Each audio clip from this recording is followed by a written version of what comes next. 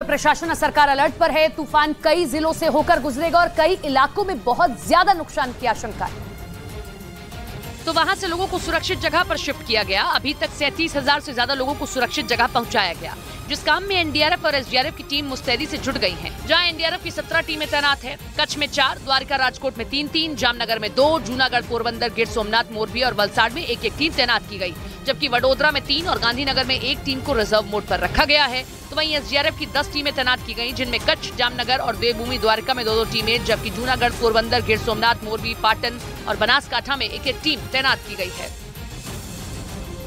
लेकिन प्रशासन और एनडीआरएफ की एसडीआरएफ की कोशिशों के बावजूद गुजरात के एक गांव ऐसा भी है जहां के लोग चाहते हुए भी अभी तक सुरक्षित जगह शिफ्ट नहीं हुए हैं, क्योंकि इस गांव के लोग अपना घर छोड़ना नहीं चाहते। अब ऐसा नहीं है कि उन्हें अपनी जान प्यारी नहीं, लेकिन वो अपने मवेशियों को तूफान के खतरे के बीच अकेले छोड़कर जाना नहीं चाहते।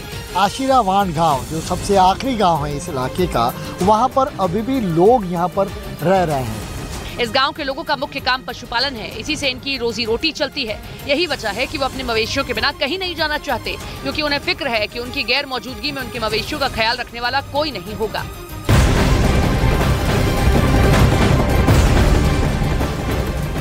गुजरात से बिपुरजोय के टकराने की वजह से होने वाले नुकसान को कम करने में प्रशासन जुटा है, जिसकी वजह से नवलखी बंदरगाह को फिलहाल बंद कर दिया गया। नवलखी बंदरगाह पर 10 नंबर वाली चेतावनी जारी कर दी है और इसका मतलब है कि ये बंदरगाह बहुत ही ज्यादा खतरे के जोन में अब आ चुका है। तो बंदरगाह को लेकर भी डेंजर जोन जो है अब यह दिया गया है, यानी कि डेंजर जोन में है अब यह बंदरगाह। फिलहाल इस बंदरगाह को बंद किया गया, किसी भी तरीके का कामकाज यहां नहीं किया जाएगा। इसी बीच चक्रवाती तूफान बिपुरजोय से होने वाले नुकसान की संभावना को देखते हुए प्रशासन अलर्ट है। नवलखी बंदरगाह को बंद कर दिया गया।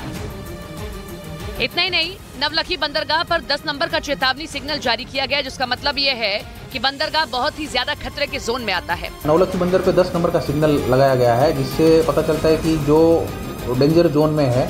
मौसम विभाग ने बिपुरजोय चक्रवाती तूफान के असर से 15 जून को कच्छ, जामनगर, द्वारका और मोरबी में 135 किलोमीटर प्रति घंटे की रफ्तार से हवाएं चलने की संभावना जताई है, जिसका गुजरात के ज्यादातर जिलों में बड़ा असर हो सकता है। मौसम विभाग ने अगले 2 से 3 दिन मूसलाधार बारिश और समुद्र तटों पर तेज हवाएं चलने की चेतावनी दी, जिसकी वजह से बंदरगाह के सभी अधिकारियों को अलर्ट किया गया।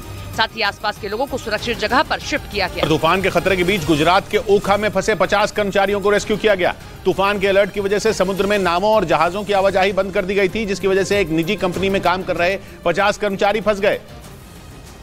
जिसकी जानकारी मिलते ही इंडियन कोस्ट गार्ड ने रेस्क्यू ऑपरेशन चलाया और हेलीकॉप्टर की मदद से सभी लोगों को सुरक्षित बाहर निकाला। ये कर्मचारी गुजरात के ओखा के समुद्र तट से करीब 50 किलोमीटर दूर समुद्र के बीचों बीच काम कर रहे थे और जैसे ही समुद्र में लहरें उठने लगी, जहाजों की आवाजाही बंद कर दी गई, जिसके बाद इंडियन कोस्ट गार्ड ने रेस्क्यू ऑपरेशन शुरू किया और रात होते होते 26 लोगों को रेस्क्यू कर लिया गया। लेकिन उसके बाद मौसम खराब हो गया और रेस्क्यू ऑपरेशन रोकना पड़ा, जिसे सुबह होते ही फिर शुरू किया गया और हेलीकॉप्टर की मदद से बाकी बचे कर्मचारियों को बचाया गया।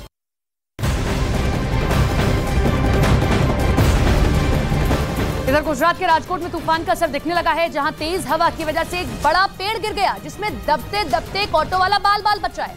मौसम विभाग के मुताबिक तूफान जैसे जैसे पास आएगा, हवाओं की रफ्तार तेज होती जाएगी और नुकसान की आशंका इसीलिए जाहिर की जा रही है। लेकिन राजकोट से तस्वीर आप देख रहे हैं, बाल बाल बचा है ये ऑटो वाला।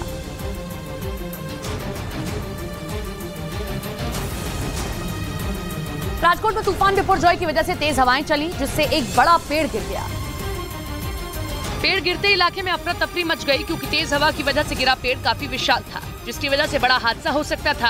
हालांकि गनीमत रही कि जब ये पेड़ गिरा तो उसके आसपास कोई मौजूद नहीं था, लेकिन एक ऑटो रिक्शा पास से गुजर रहा था, जिसने पेड़ गिरता देख ऑटो रिक्शा कुछ दूर पहले ही रोक दिया गया, जिसकी वजह से वो पेड़ के नीचे दबने से बच गया। लेकिन अचानक ब्रेक लगाने की वजह से ऑटो रिक्शा एक पत्थर से टकरा गया। उधर बिपुरजोय तूफान पाकिस्तान में भी दस्तक देगा और वहां भी उसके पहुंचने से पहले ही सिंध प्रांत में हाहाकार मच गया, जिसके बाद वहां के मुख्यमंत्री मुराद अली शाह ने इमरजेंसी लगा दी। यही नहीं, समंदर के किनारे रहने वाले लोगों को निकालना भी शुरू कर दिया गया, क्योंकि कराची में बिपुरजोय तूफान की आहट दिखने लगी। वहां तेज रफ्तार से हवाएं चलती नजर आईं। तूफान के पहुंचने में 2 दिन का वक्त बाकी होने के बावजूद तेज हवाएं लोगों को डराने लगी। तेज आंधी की वजह से पूरे इलाके में धूल ही धूल दिखाई दी। यही नहीं, कराची के तट पर समंदर में ऊंची ऊंची लहरें भी उठती नजर आईं।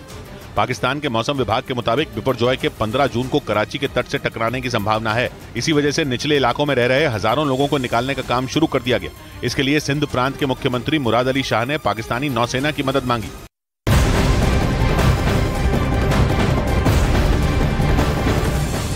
पाकिस्तान में बिपरजॉय चक्रवात का खतरा मंडरा रहा है। अब कराची के बेहद करीब पहुंच गया है, जिसकी वजह से समुद्र में ऊंची ऊंची लहरें उठ रही हैं।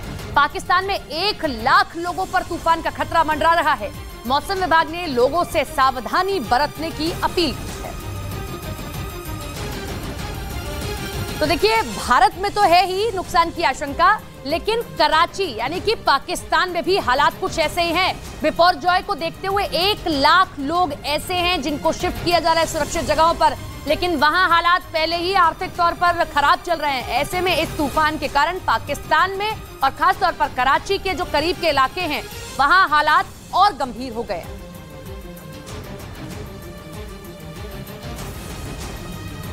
इस बीच भारत की तरफ बढ़ रहे तूफान बिपरजॉय का खतरा पाकिस्तान के कराची पर भी मंडरा रहा है। बताया गया कि तूफान बिपरजॉय कराची से कुछ दूरी पर है, जिसके बारे में पाकिस्तान के मौसम विभाग ने आशंका जताई कि चक्रवाती तूफान बिपरजॉय जल्द ही कराची में दस्तक देगा। अरब सागर में उठे इस तूफान के कहर से बचाने के लिए पाकिस्तान के अलग अलग हिस्सों से करीब 1 लाख लोगों को सुरक्षित जगह भेजा गया।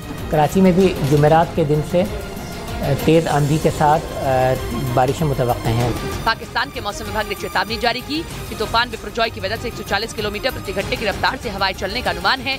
यही नहीं, पाकिस्तान के समुद्री इलाकों में 30 फीट तक ऊंची लहरें उठ सकती हैं। इसीलिए लोगों से सावधानी बरतने की अपील की गई है। लेकिन कराची समेत पाकिस्तान में बिपरजॉय के बढ़ते खतरे के बीच वहां के लोगों की मुश्किलें काफी बढ़ गई, क्योंकि तूफान बिपरजॉय के बढ़ते खतरे के मद्देनजर बंदरगाह पर सभी काम रोक दिए गए, जिसकी वजह से वहां काम करने वाले लोगों को दाने दाने के लिए मोहताज होना पड़ गया। अब उनके सामने अपने परिवार का पालन पोषण करने का संकट खड़ा हो गया है। हम चूल्हा जलाएंगे कैसे, हम घर पे काम करेंगे, क्या करेंगे, क्या कर सकते हैं। वहीं दूसरी तरफ निचले इलाकों में रहने वाले लोग सुरक्षित जगह शिफ्ट हो गए हैं, लेकिन उनके लिए घर का सारा सामान समेट कर जाना बड़ा मुश्किल है। ऐसे में जरूरी सामान लेकर वो परिवार समेत सुरक्षित जगह जा रहे हैं, लेकिन तूफान में अपने आशिया के उजड़ जाने का डर उन्हें परेशान कर रहा है। वहीं गुजरात के कच्छ जिले में चक्रवाती तूफान बिपरजॉय की वजह से अलर्ट जारी कर दिया गया और समंदर किनारे बसे कई गांवों को खाली कराया गया। बिपरजॉय तूफान तेजी से गुजरात के तटीय इलाकों की ओर बढ़ रहा है और वो अगले 2 दिन में कच्छ से टकराने वाला है, जिसके बाद समंदर में ऐसी लहरें उठ सकती हैं कि गांव के गांव बह जाएं, क्योंकि 2 दिन पहले ही कच्छ में हालात डराने वाले हो गए। समंदर की लहरें इतनी खतरनाक हो गईं कि उनसे बचना मुश्किल हो गया। ये हाल तब है जब बिपरजॉय दूर है और इससे पहले कि वो कच्छ के तट से टकराए, वहां समंदर के किनारे बसे गांवों को खाली करवा दिया गया। कच्छ के मांडवी इलाके से भी गांव के लोगों को सुरक्षित जगह भेज दिया गया। ये बीच बिल्कुल बंद कर दिया गया है और समुद्र में आप करंट भी देख सकते हैं। वहीं गुजरात के जखो बंदरगाह पर गांव खाली करवा लिए गए। इनके मकान जहाँ पर ये ताले जड़ दिए गए हैं, यहाँ से सुरक्षित जगहों पर वो शिफ्ट हो चुके हैं। जखौ बंदरगाह के नजदीक रहने वाले 700 परिवारों को सुरक्षित जगह पहुंचाया गया। ऐसे में तूफान से निपटने की तैयारियां भी तेज कर दी गई हैं। तूफान बिपरजॉय के खतरे को देखते हुए सेना और कोस्ट गार्ड के साथ साथ एनडीआरएफ और एसडीआरएफ की टीमों ने भी मोर्चा संभाल लिया है, क्योंकि तूफान के जमीन से टकराने के बाद भारी तबाही की आशंका जताई गई। इसीलिए इंडियन कोस्ट गार्ड तूफान की लगातार निगरानी है। इसके लिए कच्छ के जखौ में एक कमांड कंट्रोल रूम बनाया गया है, जहां सैटेलाइट के जरिए तूफान की निगरानी की जा रही है।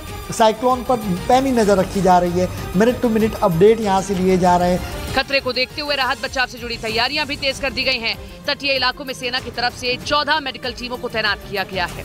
बताया गया कि ये टीमें राहत बचाव के लिए किसी भी जगह पर महज 2 घंटे के भीतर पहुंच जाएंगी। और इसके साथ ही भारतीय वायुसेना भी तूफान को लेकर हाई अलर्ट पर है। गुजरात के कई एयरबेस पर हेलीकॉप्टरों को स्टैंड बाय पर रख दिया गया है, यानी जरूरत पड़ने पर उन्हें फौरन ऑपरेशन के लिए भेजा जा सकेगा। जानकारी के मुताबिक गुजरात के जामनगर, भुज और नलिया एयरबेस को हाई अलर्ट पर रखा गया है। मौसम विभाग ने बताया कि बिपरजॉय तूफान गुजरात के 8 जिलों को सबसे ज्यादा प्रभावित कर सकता है, जिनमें कच्छ, जामनगर, देवभूमि द्वारका, मोरबी, पोरबंदर, जूनागढ़ और गिर सोमनाथ शामिल हैं। इसीलिए इन जिलों में एनडीआरएफ की 18 और एसडीआरएफ की 12 टीमें तैनात कर दी गई हैं। इसके अलावा सेना के जवानों को भी वहां राहत बचाव के लिए उतार दिया गया है। और इन 8 जिलों में 1500 से ज्यादा शेल्टर बनाए गए हैं। आशंका जताई गई कि तूफान तटीय इलाकों में सबसे ज्यादा नुकसान पहुंचा सकता है, यानी वो इलाके जो समुद्री तट से 5 किलोमीटर के दायरे में मौजूद हैं। और जानकारी के मुताबिक गुजरात के जिन 8 जिलों में सबसे ज्यादा खतरा है, उनके करीब 260 गांव समुद्र तट से 5 किलोमीटर की दूरी पर बसे हुए हैं और इन गांवों की आबादी 14.5 लाख से ज्यादा बताई गई।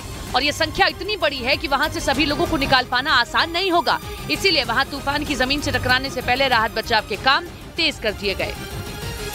वहीं मौसम विभाग ने गुजरात में तूफान के दौरान तेज हवाओं के साथ मूसलाधार बारिश का अनुमान जताया है। ऐसे में आशंका जताई गई कि तेज हवाएं पेड़ों और बिजली के खंभों को भी नुकसान पहुंचा सकती है, जिसकी वजह से कई इलाकों की बिजली प्रभावित हो सकती है। इस परेशानी से निपटने के लिए बिजली विभाग ने करीब 600 टीमों को तैनात किया है, जबकि सड़कों की मरम्मत और सफाई के लिए 115 टीमों को लगाया गया है। वहीं स्वास्थ्य विभाग ने भी तूफान को देखते हुए अपनी कमर कस ली है और जिन जिलों में सबसे ज्यादा खतरा है वहां के अस्पतालों में जनरेटर की व्यवस्था की गई है, ताकि बिजली जाने के बाद भी काम प्रभावित न हो। इसके अलावा जरूरी दवाओं के इंतजाम के साथ साथ अस्पताल के कर्मियों की संख्या भी बढ़ाई गई है। साथ ही इमरजेंसी वाले हालात के लिए करीब 240 एम्बुलेंस तैनात की गई है।